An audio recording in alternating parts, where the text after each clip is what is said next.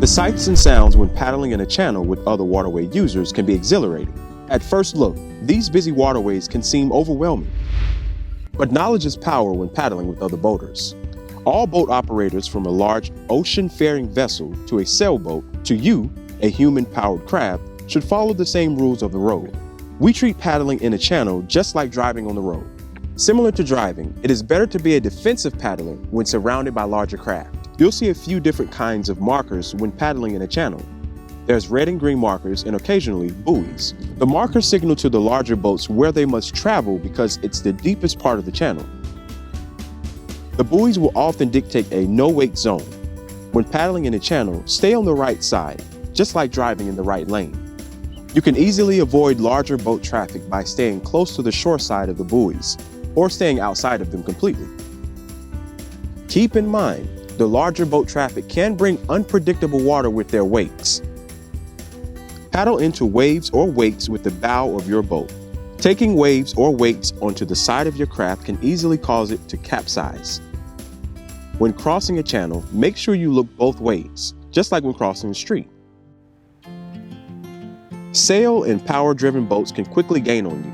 When you're ready to cross, paddle the most direct path so that you spend the least amount of time in the busiest part of the channel.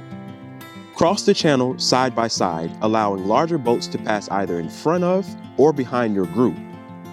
Finally, treat passing other boats like passing cars on the highway.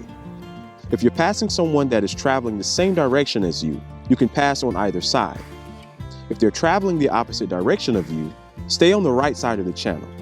Most importantly, always keep a safe distance from other vessels, especially if they're larger than you and have a motor or sail. Remember, boats and ships don't come with brakes. Another important part of paddling in a channel with larger boats is to stay visible. Wearing a life jacket with bright colors and using reflective tape on your vessel or paddle helps to add visibility. The rules require you to carry a sound-producing device, such as a whistle. If you intend to boat at night, you need to have a light. High-intensity LED is recommended to warn other boaters of your existence.